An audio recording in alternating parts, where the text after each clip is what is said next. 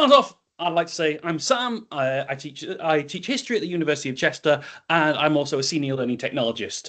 This is part of my senior learning technologist role, and I've had massive support from my colleagues Alice, Rich, and Laura. So a shout out to them who've actually we do the learning technology for the whole of the university, and each of them has reflected from various bits with me on this.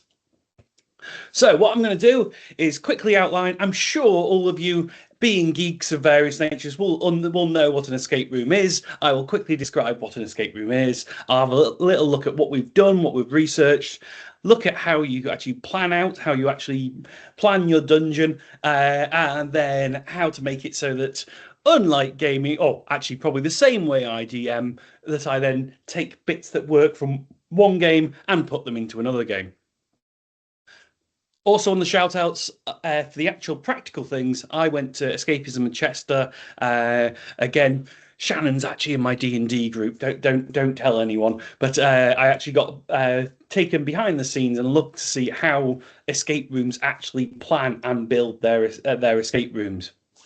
Also went to education, the Escape Rooms and Education Showcase, and I have a long history of enjoying gamification, gaming. I'm a second generation geek, so I started actually learning to spell by playing Nightmare as a style of Dungeons and Dragons. You could cast any spell as long as you could spell it out. So I like the concept of gamification and trying to use gamified learning. So, what is Escape Room? It is a series of smaller tasks related to a field of study. And that the key one is when we're doing it in education, we want to make sure it is tied in as much as we can to that. There is a propensity, particularly for those of us who enjoy playing these silly games, that you want to make it fun, want to make it in theme to your story, but trying to keep it on subject is the key area.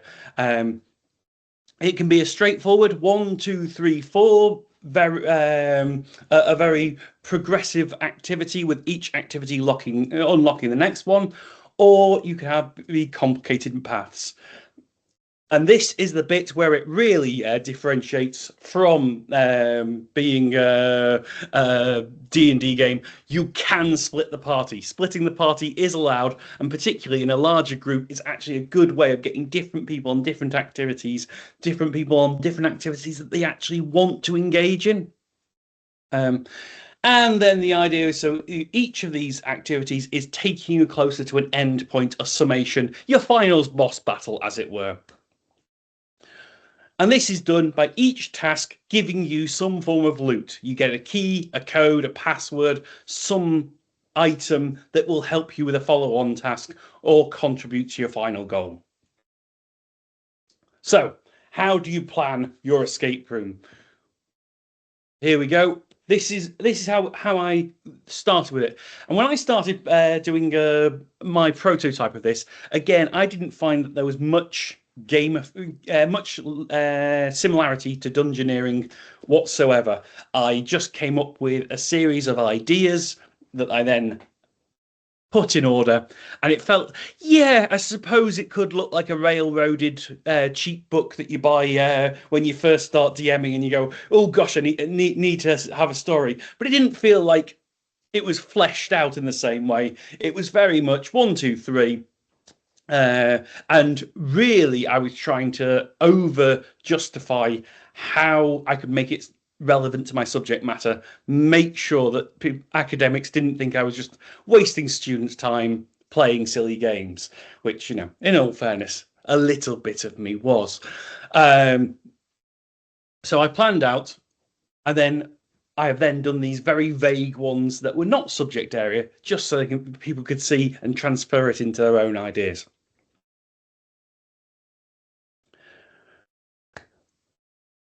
As I was exploring, I found that there was very big differences between online and physical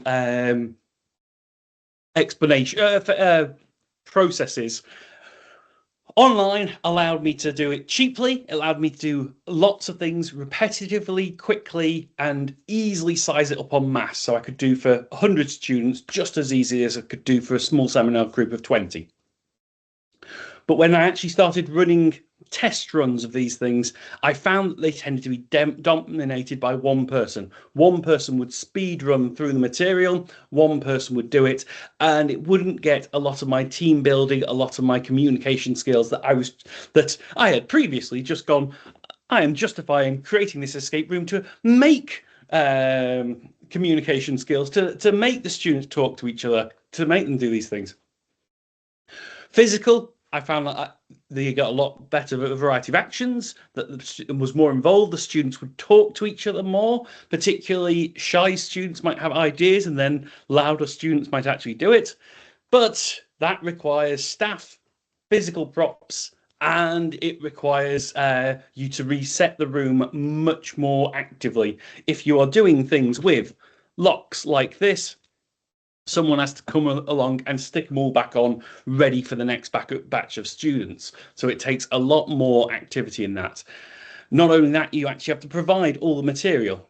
That being said, one of the first things I learned from when we went to Escapism and they actually talked to me about how they created things is with a screwdriver, practically everything, with a drill and a screwdriver, everything can have a hole in it. Everything can be locked. You can drill holes into practically anything to make something that can be locked away.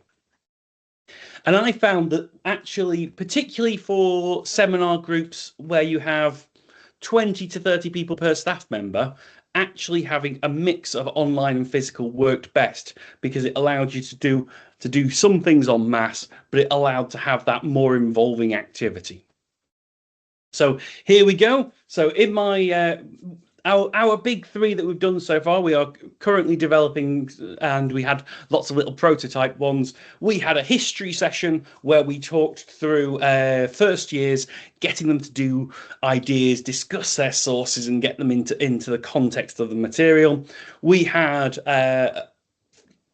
potential students coming through, getting the Britpop treatment and getting to know all the activity, all the sort of like feelings and vibes and politics going on during the Britpop era, and how it actually plays in politics to culture to music and everything. And we also talked through medicine students. Again, as you said, they can often be quite direct. They can often be quite objective based. We taught them through actually how to communicate soft skills, and also to think what people might want in a job interview. So he phrased it as though it was a job interview escape room, and they had to actually get a job out of their escape room. All things you can do, and here we go, online, and this is on Moodle. You can do this on Blackboard, OneNote, anything which allows password locking or activity locking. And we just have it so that they do one activity and they can't see the next activities until the other ones have done. And it just allows you to do a nice passing backwards and forwards. And it also means that students don't just see a wall of activities not knowing what to do. They can only see the ones that are actually available when they've done it. And that's quite easy to go in and out of physical and online things, because you can actually go from having your online activities, they can give you instructions, they can give you clues that can take you into something physical, but the next step cannot be unlocked until you've got so in this case, the forgotten test couldn't, even when it was seen after they'd done the interview room, but they needed to actually find something in the actual physical things to get the answers to the forgotten test. And we did all sorts of things. Here we go. This is Britpop. This is trying to get these potential students used to the terms. So it's very much an early session, getting people to do their Googling, getting people to do their research. For instance, say they don't know about Castlevania and that they need to, top up their knowledge on it. You then can give them a quick Castlevania top-up session, just so that they can actually do a little bit of active learning and actually research it themselves and come back to it. When we're planning it, so this is what, initially when I was planning it, I felt that it was very much not much like DMing at all. Because when I DM, I create a web of ideas. I create potential scenarios, let the players find it, and then some of those scenarios will get rehashed, turned around later on. A sort of the web probability structure for a escape room, because you've got one activity, you get your loot, and then the loot unlocks the next thing. It's very much a planned structure. So when you're doing your first one, you either do your A goes to B goes to C, or you do your branching scenarios where you split your party, again, better for bigger groups, so that one group can go off and do A, B, C, and the other group can do A, D, E, and then the other group can do A, F, G. And I didn't find much similarity. But as a learning technologist, I'm not just making this for myself, I'm making this for other staff members.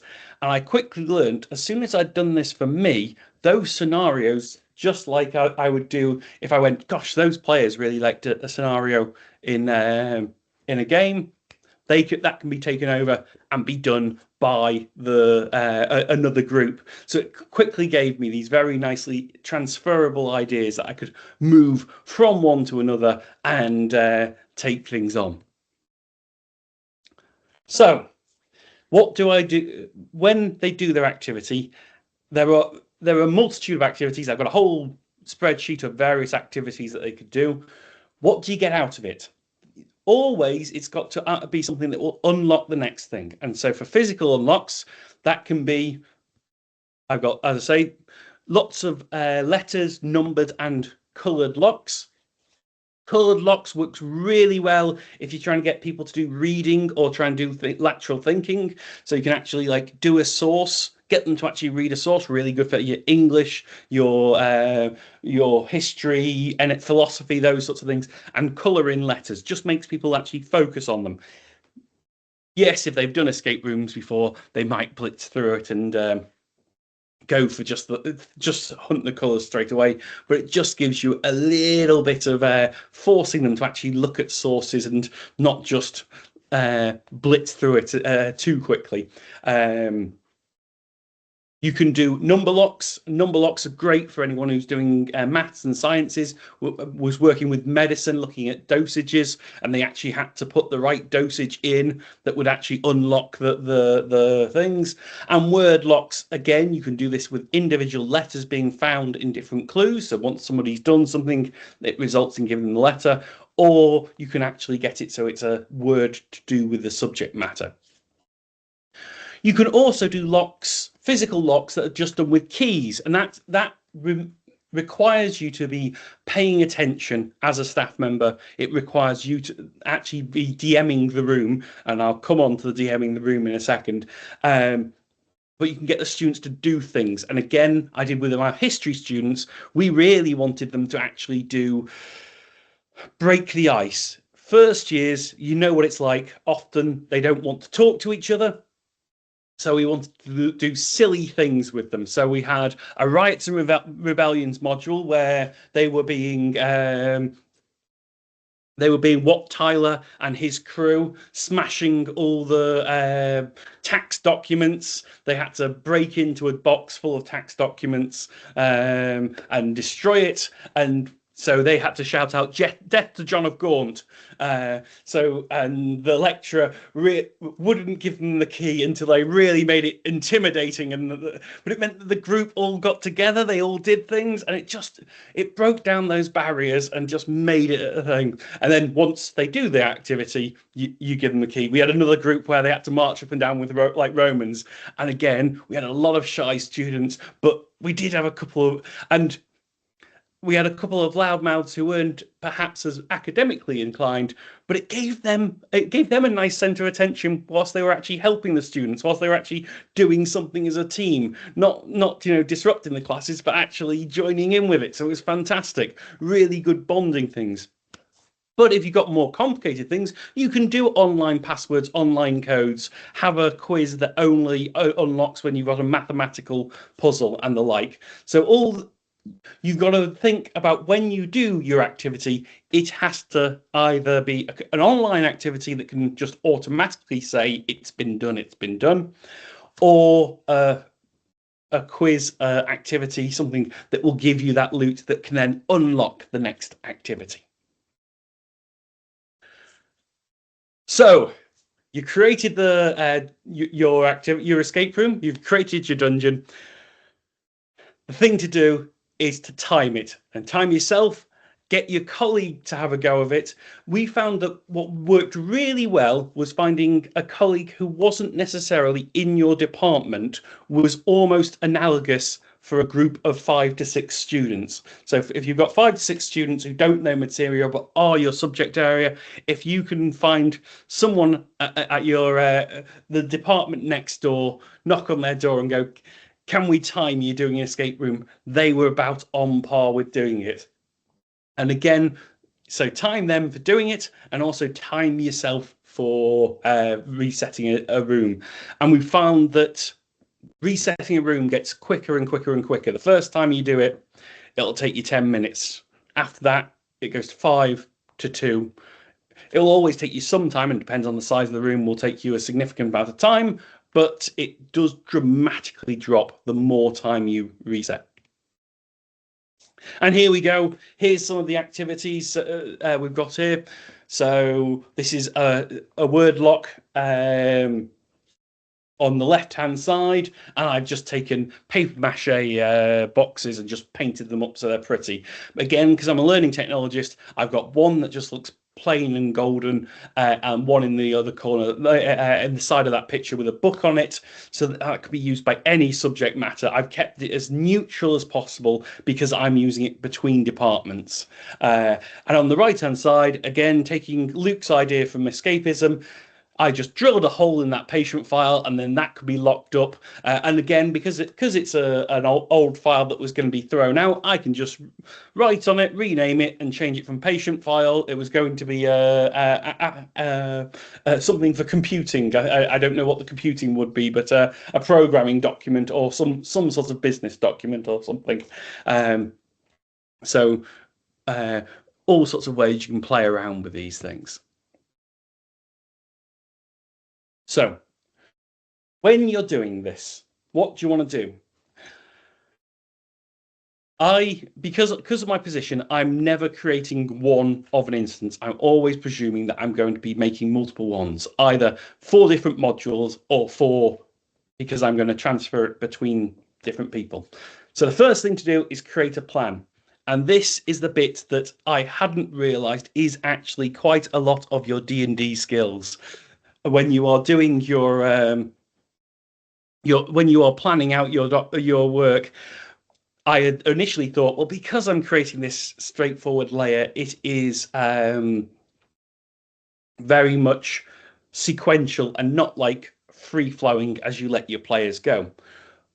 But the thing about it is that when you're creating your plan, half the work is actually just getting the little scenarios. It doesn't matter the order, and it doesn't matter how you link them together. It's brainstorming that, and that's the bit that really takes a lot of that. If you're a DM, you're DMing bits. If you're a player, your character gen ideas. It's that thinking about the various steps, and then once you've got them, you can then attach them on. Then think about which one's going to give you loot to unlock the next ones.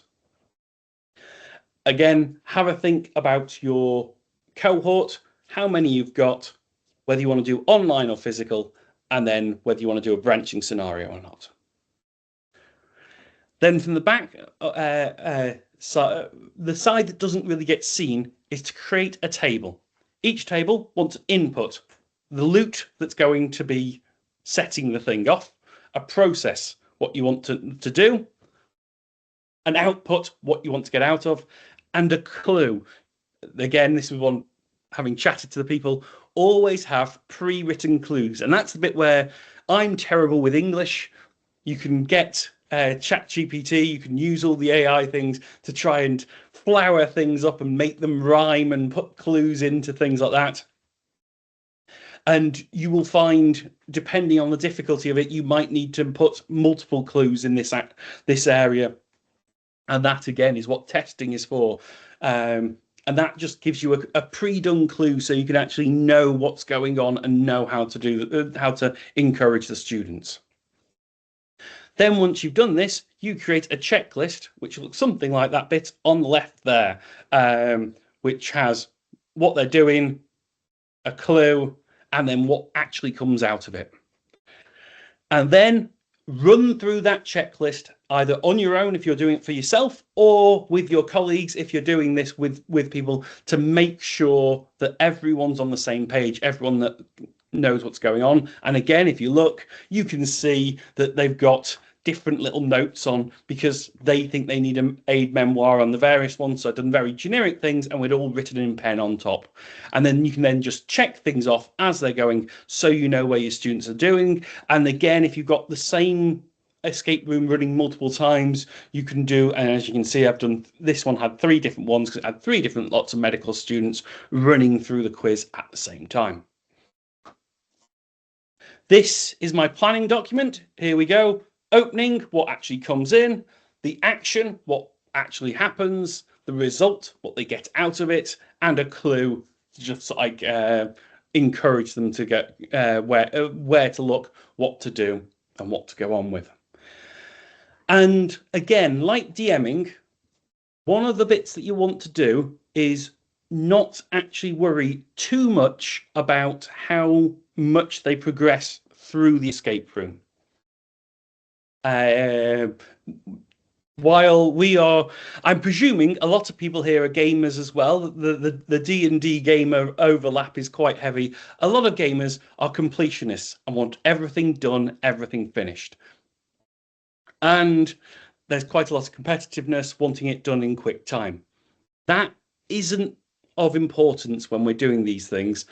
Like a good DM, when the pace is going well, when the role play is going well, but they're not actually going through the material, that's actually good. If you're a historian and they're discussing their historical ideas, if you're a mathematician and they're going through the maths of these things, it doesn't matter whether they're actually answering the question. It matters about the pace of the room. And that is where you pay attention to the room, and if they are, it doesn't matter if they've done everything quickly and just stuttered a little bit and just stopped towards the end. Give them a clue if they've actually hit a stop. Give them that encouragement. And in a similar way, if they are talking on medical ethics and are having a massive debate on medical ethics, it doesn't matter as long as you're not running over your time slot in your university or whatever. Don't interrupt them to try and get an answer. Let them debate their medical ethics and let them go on what they're doing. Let the role play continue, as it were. On staff, there is, like, we all have the problem players, don't we? There are 2 hurdles that I've encountered so far. I'm sure there are other styles of problem players. As we all know, we'll get the min-maxer and the metagamer. In this case, I get staff who are very hesitant. They like the idea of doing something, but are just almost want it done for them. And that is where you really sit with them. You talk their ideas and what they want to teach through, and that's where we've got this why I've got this document with all the sort of soft things they might want to do. And again, I can then make notes and tie those in for them. And that one's quite nice. That one's just a case of subtle encouragement and just carrying them going. But on the other side, there are the people who are probably a bit like us, who are over enthusiastic on the games. I had one staff who loved riddles and online problems, and this was on our medical one, and I kept having to pull them back and go, yes, but what is it to the medical students? Make sure that each of the activities you can justify, and this is just one of clarifying them. How will that activity help them with their subject? Make sure you track your progress with your checklist. And the other one is to be wary on your activities, particularly if you split your groups. If you've actually got competing groups, you will increase anxiety. You will People will get naturally competitive and naturally worried. So make sure you do give everyone a bit of warning on that, and give them the ability to have a timeout, some way of escaping the room apart from completing the escape room. Practically anything can be an activity. As I say, we've done everything from medicine to maths to history to ethics, so it's gone quite well on those. I'm sorry if I blitzed through this. I think that the slides are encouraging me to go fast. Thank you very much for listening.